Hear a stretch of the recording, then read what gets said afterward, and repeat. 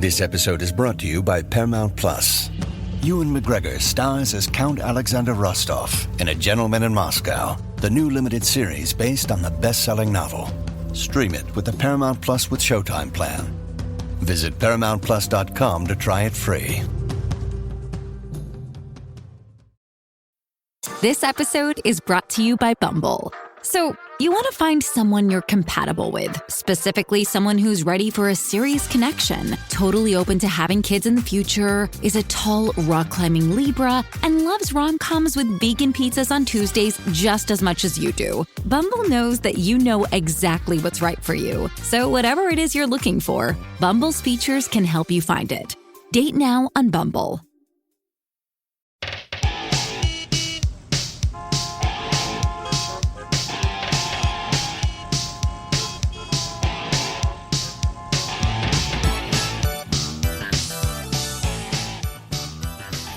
All right, Matt, we've talked about this on many other episodes, but it's time to get into it.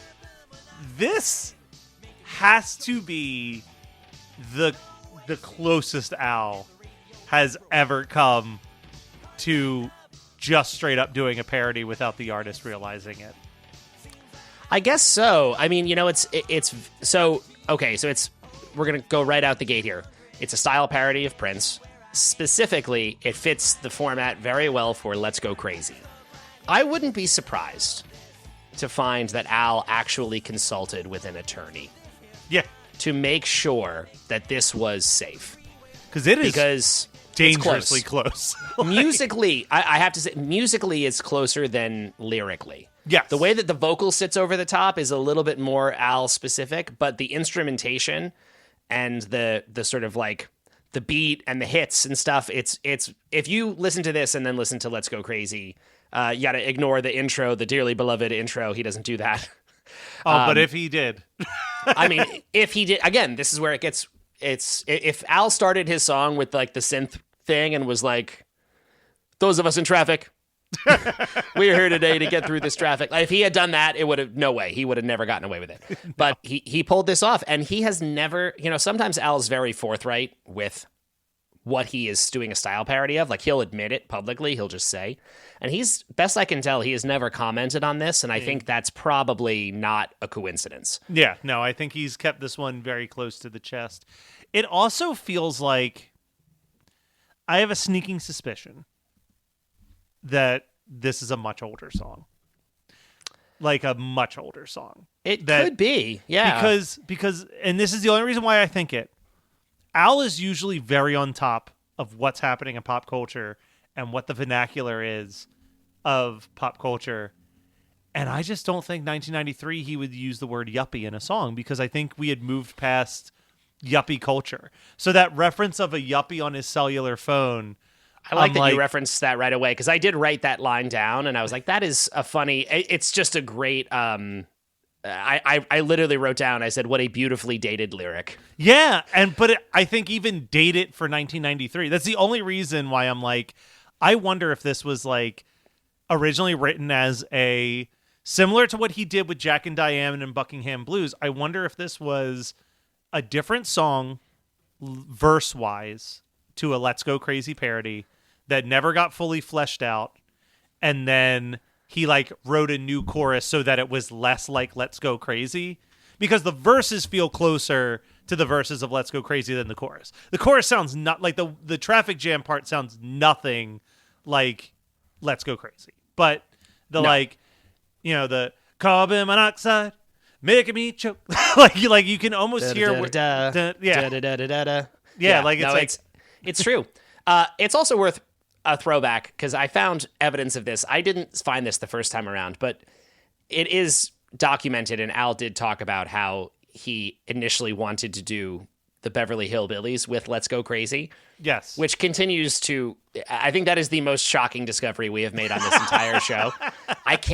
I still cannot fathom that, and I would love so much to have that, like a demo or some version of that, because I just cannot picture that at all. Yeah, I can't even, like, when we did Buckingham Blues, I re-record it what I Yes. thought the song was supposed to sound like. You did Jack a and wonderful job. But it made sense. You know, It like, did. No, okay, yeah, you could figure it out. Yeah, I for sure. cannot for the life. You could give me a decade, and I don't think I could sandwich the Beverly Hillbillies lyrics into "Let's Go No. Crazy." That is just the most unbelievable thing that's ever happened. But you're right about this, and all of that is to say that "Let's Go Crazy" has been clearly on his mind for a very long time. Like, this is something that he has wanted to do, and he loves Prince.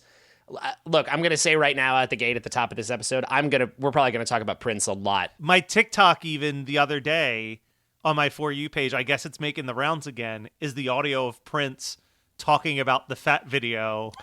Yes, which you referenced to me on a previous episode, and I had not heard it before. I looked it up for this, and it is amazing. The audio is so quiet. He is so joyful.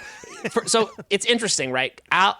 So Prince in that clip, he makes a point to say that he did not like "Eat It." Yeah, He says in the thing, he's like that other one. What's the line? He's like, I didn't like that first one. That was dumb, but this is funny. And he is just describing to his band note for note. He's like, oh, he's got this suit on. And he says, like, when they shine my shoes, I got to take their word. And he's just like, he is going over every hit it's so amazing to hear how much he loves it. It is like an 8-year-old watching their favorite movie and telling you about the movie. Like, exactly. It's like just so scattered. And I feel like if you hadn't seen the video, like if you and I were people who never knew of Weird Al, we'd be like, I have no clue what the hell he's talking about. Like, it's so outrageous. We're also recording this. I'm not sure if you've watched this documentary yet, but The Greatest Night in Pop. Have you watched that? I have not yet. No. Okay. That's your homework tonight, because you'll love it. I'm sure I will. I heard it was incredible. Yeah. Prince was one of the big people they wanted on that song. They were like the biggest rivalry in music right now is Prince versus Michael Jackson. Like, imagine getting them to come together and sing this song. And the whole time that they're recording this, they're like Quincy Jones and Lionel Richie are trying to get Prince to the studio. And like, I think this says a lot about other things. Prince was like, I'll come and do a guitar solo, but I'll do it on a separate day. I'm not coming and recording with everybody else. Yeah. And they're like, no, this is the thing about unity. Like, if you can't do it with the rest of us, you're not going to be on it. And yeah, that kind of goes with everything we've ever heard about Prince, which is that he is a very keeps to himself. He keeps to himself. I think a lot of people might not know. Everyone now, it's really well documented about the artist phase he went through when he got into a label dispute and he went by the symbol or just by artist.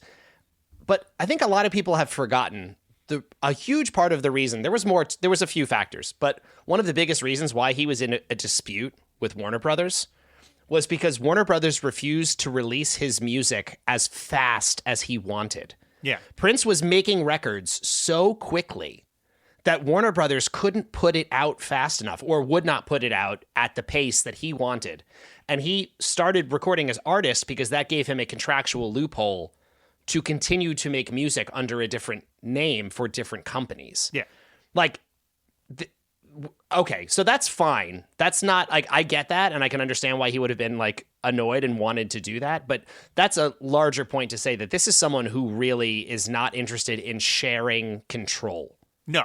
He is in charge. He is running his show, and he is not interested in, like, someone being like, oh, I mean, you just put out an album. Maybe we should give it, like, 6 months to, like, no. Yeah. I have a new album. It's right here. And the other thing I was going to say about Prince is he seems to be someone who is, I think he changes his mind a lot. He has well documented times where he had to hold and sit on a record for a little bit. After a little while, he would just throw it away and be like, forget it. I'm not going to. He famously made the Black Album, which he sent to the label. The label pressed copies. And then after a little bit, he was like, I changed my mind. Throw it away. And they threw away the Black Album. It came out later and it got widely bootlegged and wound up making, I think it was Lovesexy instead.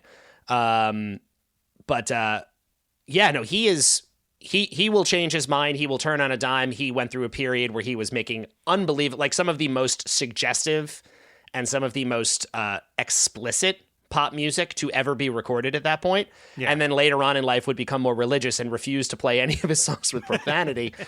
I mean, this guy clearly had ups and downs, and I don't know, who knows how to explain all of that. But that's all to say that even then, have you ever seen, this was something I just found for this, Prince made a video for the song Party Man, which was on the Batman soundtrack. I know the song very well. It's You the know best the song very song well. on the Bat. It's when Joker's it's a fantastic wrecking song. It's a great scene in the movie. It's while Joker's wrecking the art music. Exactly. Yeah. And Prince in the video is dressed as the Joker. He's got like a costume on. It's a great music video.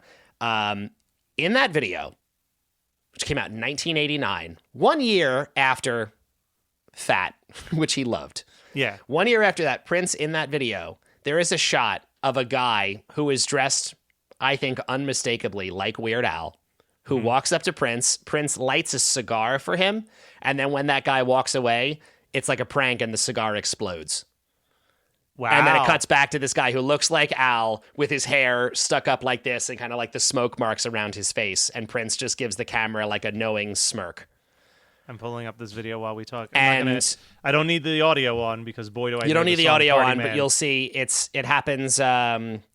It's towards the end. It's like around the maybe the 5-minute mark or something like that. You'll scan through it. You'll definitely see the guy. It's for sure Al, no doubt about it. So I think that in a lot of ways, we've also talked about Prince clearly has a sense of humor. I think Prince enjoyed all that stuff. I think something about what Al does here, which is taking someone's work and just turning it on its head and changing it and manipulating it, was just in the sweet spot of like, this is a problem for me, for Prince, you know, like it just someone who really valued his art and his control over his art and the way it was recorded and produced and released and all that stuff. I think even when Prince could appreciate Al doing it to someone else, the idea of it happening to him was just absolutely not interested. No way. Well, and I can't help but wonder, because we are talking about this is like mid to late 80s Prince. So it's definitely the Michael Jackson Prince rivalry, whether it's real or manufactured, is at its peak in the late 80s, early 90s. Do you think that part of his enjoyment of Fat was that it was the other guy getting mocked in the video? You know what I mean? Exactly. Like- I think it is quite literally the. By the way, Matt, I just threw it in with the timestamp in the chat. There is the video perfect. where it happens. I think again that's like, how could it be a more clear marker of someone who has a bad sense of humor? The idea that I can laugh at someone else when someone else is being made fun of, that's funny, but when it comes back on me, that's not cool.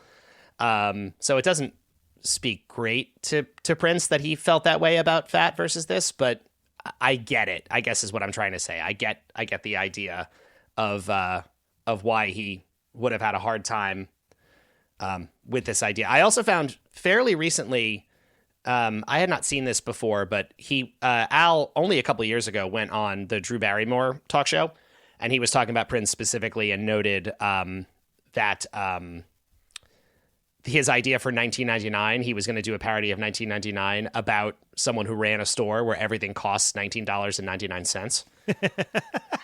Love it. Yeah. I love it. That's a great idea.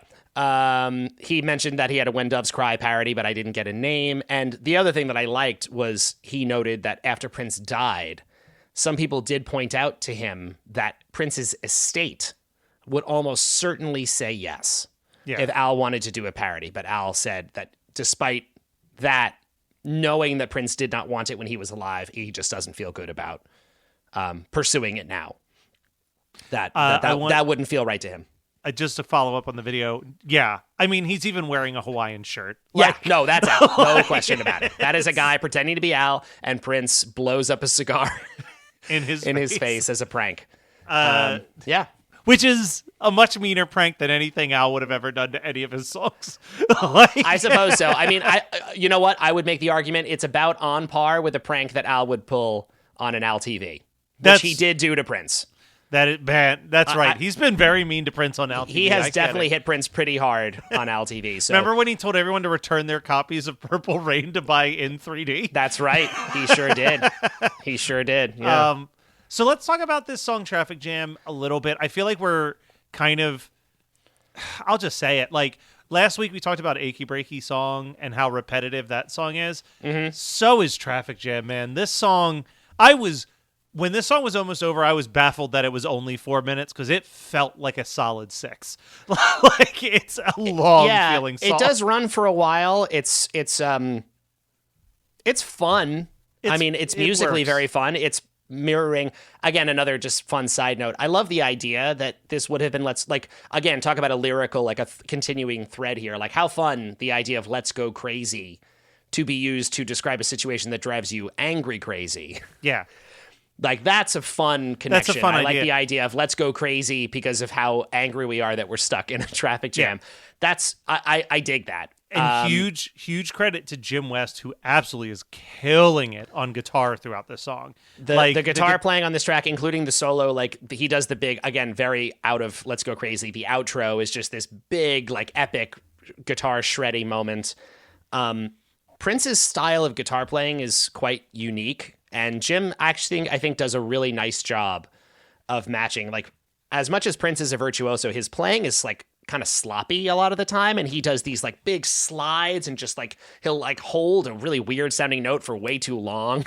And he is just Prince plays guitar with such confidence and such sloppy, but it doesn't matter because he knows how awesome he is. And yeah, Jim does a great job of hitting that target on this track. I'm impressed. And I think that's, let's talk about that for a quick second, because Prince is one of those people that gets listed as underrated greatest guitar players of all time. And he absolutely is. I mean, the iconic guitar solo that he does for the While My Guitar Gently Weeps performance of him and Tom Petty and the guy from ELO and a few other people, it's amazing. Yeah. You could argue that a lot of the guitar players in, say, hair metal were more technically proficient and clean. You know what I mean? You listen to hair metal guitar playing, and it is this clean, fast, insane finger tapping thing. But Prince is one of those shining examples. Same thing you could say almost with Jimi Hendrix, is that a good guitar player being technically proficient is 50% of it. And being able to just find yourself in that groove and making a sound that fits the groove more than anything, that's where someone like Prince or even Kurt Cobain or Jimi Hendrix excels at, is they have the exact right level of just feeling the vibe of the song in that solo that makes it work. I said it on a previous one. Maybe it was when we were talking about Dire Straits. Yeah. It's a weird thing to say and people don't think about it, but it's it's not that interesting for someone to just be technically good. Yeah. You said the most technically good guitarists we've never heard of. Exactly. You know what I mean? Yeah. But so when you compare, technically proficient metal guitar players who do these tapping sweep solos and all that stuff, that's great and it's impressive in a way, but in another way, Prince, without having that much technical proficiency, one, is an unmistakable guitar player. You can hear him from a mile away. You just know his sound. And he's just has infused all of this soul and passion and intensity into what he does that frankly, a lot of those other guys don't even think about because they're just thinking about how many notes can I squeeze into this solo. I just had a thought that I can't believe I didn't say this when we did an episode on them for One Hit Thunder. I think that's what makes the guys from Dragon Force stand out so much, is that they have that perfect combination of you will be hard pressed to find more technically proficient guitar players than the two dudes in Dragon Force. Sure. But they're also great at just feeling the vibe of it too. Yeah. And they are just, anytime you watch any video of those two dudes, they are just having the time of their life. And that's what I think also makes that, when I watch that While My Guitar Gently Weeps performance, which I literally probably watch that 5 or 6 times a year. I'll just be I need to smile. Let me put, it's a video that makes me happy. I've never seen Prince look like he's having more fun than when he's just up there playing this 3-minute guitar solo and everyone's just looking at him and he's laughing and having the time of his life. Just like you said, hitting these weird notes, holding long sustains, doing all types of weird shit. And Jim West and that's why nails you can that. see in that video those other guys, these incredibly talented musicians, are looking at him with looks on their face like, what is this guy doing right now? Because he is from another planet with his, like, everything about what he does is so crazy. You know, after listening to this, just before we recorded, I went back and I watched, because we also just had the Super Bowl. And so I watched Prince's Super Bowl performance from 2007. Still the greatest performance at the Super Bowl ever. But I mean, I cried watching it again. It is as good as anything gets.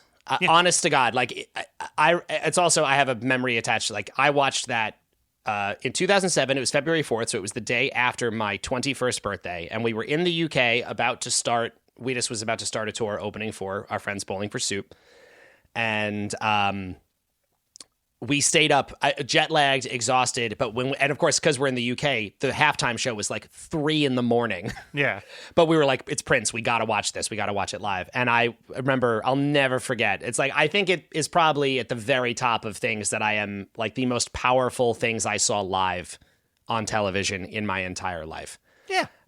And you can still see the whole thing now. You can go back on YouTube and watch it. I mean, it is... Nobody gets to fully perform live on the Super Bowl. It's just like cannot be done. But Prince got them to give him permission to play guitar live, because he was like, it's not even just my vocal microphone. I need my guitar. Yeah. And so his guitar is live. It is too loud, but in the best possible way, where when he is soloing, there's no question about the fact that he is really live playing that stuff. I mean, it's the best thing. I can't recommend it highly enough. Like, Prince is the best of the best of the best. And maybe that's part of the thing with this track, where I'm going to feel not as strongly in favor of it as some other Al style parodies, because I don't feel like I don't think it's possible for him to have nailed it quite as well as he has other things. Yeah. No, I mean, it just can't be done. It's because Prince is 100% in that same category that we've talked about when you have like a Devo, where they might be giants later on, where there is a undeniable, you could hear the song a mile away and pinpoint exactly what artist it is that you're listening to. Frank's 2000-inch TV, which I could not have praised any more highly, a couple episodes ago. My number one Al original as of this moment. That is, Al does a better job of capturing the REM vibes. Basically, what I'm saying is, I don't think it's possible to bottle Prince in the way that Al needs to bottle someone's aesthetic to pull off a style parody. Does that make sense? Like, no, I don't think 100%. You can do that with Prince in the same way that you can do it with REM or the B-52s or Devo or They Might Be Giants or any of these incredible acts who I adore that Al has done and will do. Wyndham Hotels and Resorts makes travel possible for all. Whether it's the long haulers looking for a great cup of coffee, a roomier rest for the on-a-whim road trippers, or a place to make summer memories with the whole family. No matter who you are, where you're going, or why, with 24 trusted brands to choose from like La Quinta, Days Inn, and Super 8, your Wyndham is waiting. Get the lowest price at WyndhamHotels.com. Restrictions apply. Visit website for more details. 91 Donkey Lane is a magical apartment complex that contains immense power but lacks intelligent inhabitants. What is happening? I'm getting texts. Why are we getting a lot of texts? People found out what we did. Oh, dividing Mike Myers into an infinite amount of tiny Mike Myers? Listen to 91 Donkey Lane for free on Spotify or your favorite podcasting app. More at 91donkeylane.com. See you there, you donkeys. I don't think that even the best, and I think this is a really good attempt at capturing that Let's Go Crazy vibe, but by comparison, it just does not measure up. I also wonder if it's not by design. I'm not going to say it's by design, but that it's because of how hard it was to get Prince to agree on anything that, and as we said, this is dangerously close to just being a parody of Let's Go Crazy. I almost wonder if there was such this desire to walk this very narrow line that it just became an impossibility. You either had to go all the way in and just be like, fuck it, this is a Let's Go Crazy parody, or not. And like, because they couldn't go all in on what they wanted to do because of this weird fear that it would get them into trouble, it just kind of sounds at most like go into a local bar and listening to a very good bar band do a Prince cover. Yeah. Like it's Yeah, just exactly, not there. exactly. Like, It's not really, I guess what I'm trying to say here is that this is not a failure of Al. It is the fact that Prince is from another dimension. And I just don't think that, and coupling that with what you just said about Prince also not really wanting to play ball in the way that Al likes to, I think those two things together made this a near impossible feat to try to pull this off. I feel like I'm always dumping on this album. It also just, but it feels like this is something where I think that in any other world, if Al had other stuff to add on this, he probably would have just. I think that this is in the same vein as when we talked about cable TV. And they said that cable TV was originally a parody of Hercules by Elton John. That's right. But it was just a very unsuccessful one. Like, I'm not positive. I'd be very shocked if this was a regularly performed song on the last two Vanity tours. I think that this is another one of the originals that Al maybe has like kind of separated himself from a little bit. I'm sure it comes out every once in a while, but I don't think it's one that he's playing every single night. On the first Vanity tour, he played it 9 times. Okay. And then he bailed. It was one of the least played songs. He did not do it at all on the second leg of the Vanity tour.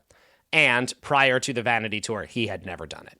Yeah, so the song's been performed less than 10 times live. Less than 10 times ever, according to Setlist FM. Yeah. Who we always have to say is crowd-sourced, so it could be off a little bit. But, not very much. Really quick, I just found this. It was my notes were mixed up a little bit. The apparently, the When Doves Cry parody was going to be When Spuds Fry. Dear Lord, that was not going to be a good one. No, like, I mean, Prince, if I was Prince Prince, never I going would to have say said no no. to. Yeah. Yeah, Prince that's got an that obvious request no. and was like, "What the hell is this? Get a guy who looks like him to put in my music video. I'm gonna explode his face." So let me ask you this though: we've talked a lot about Prince. We've talked a lot about the musical disappointment that we feel a little bit with this song, but lyrically, there's some good lines in here. There are. I was just gonna say yes. There are definitely some good lines in here. Like I kind of like this whole second verse. Trapped inside my automobile, cobwebs growing on the steering wheel. Now, I'm no genius, but one thing I know, I shouldn't have eaten that bag of bran muffins an hour and a half ago. Yes. That's Al just basically saying I'm about to shit myself in this car. Exactly. Yeah. And the other line that I wrote down that got a good chuckle out of me was, I left my home 5 hours ago and I can still see my house from here. Oh, man. it does do a good job of channeling the intense frustration you get. Like lines like that. I also like the reference to there's a motorcycle zooming by me. Like how annoyed you are when like you're stuck and everyone else is still passing you in the center. I'm not sure. Well, you lived in LA a couple different times for like residencies and stuff. Yeah. And I said this to someone else the other day. Motorcyclists in general concern me on the road a lot of the time when you're in traffic jams. But in LA specifically, motorcyclists drive on the freeway like it's Mad Max. Like, did you know that in California, I think it's the only state, or if it's not the only, it's one of the only states where it is actually legal for motorcycles to ride up the middle like that? Yep.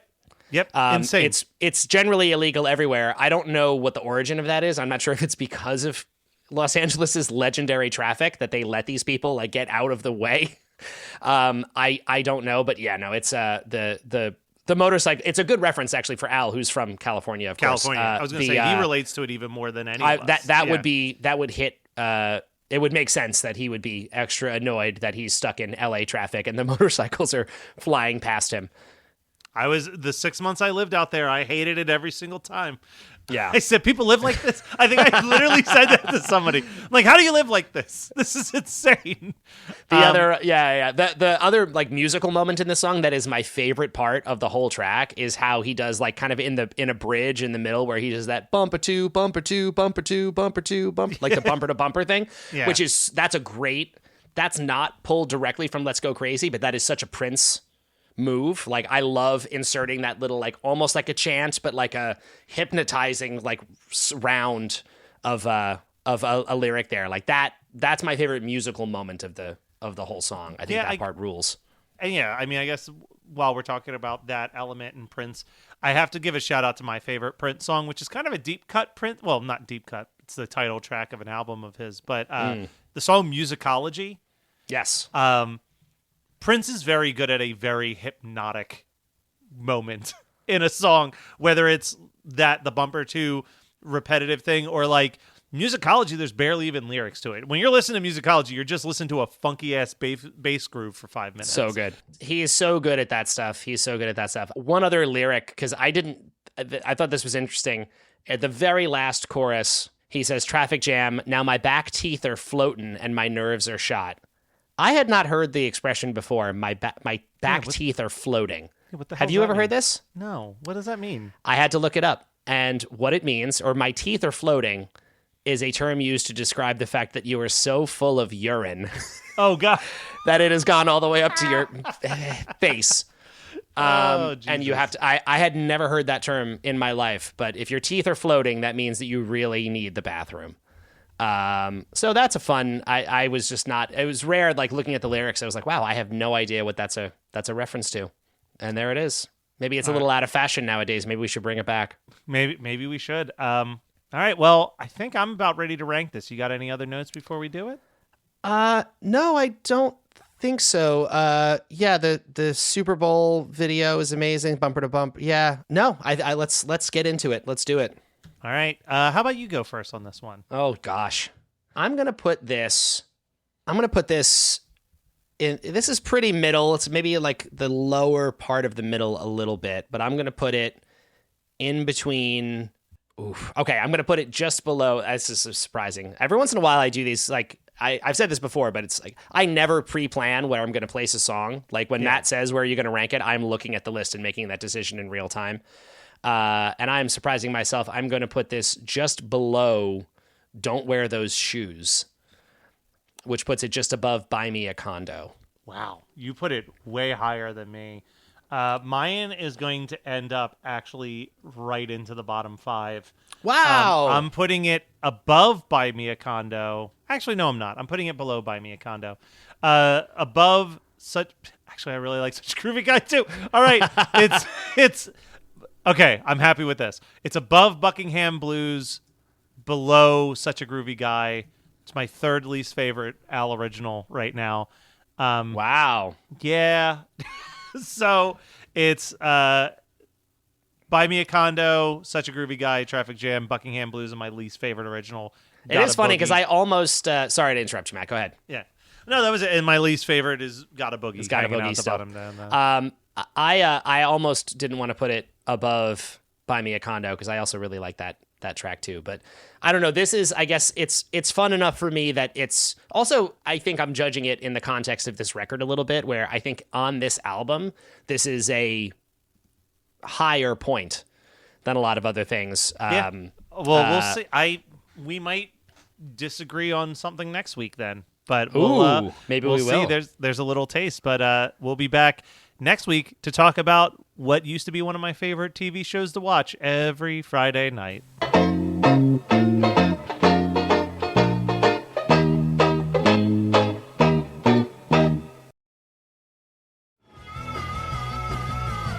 You're listening to the Geekscape Network.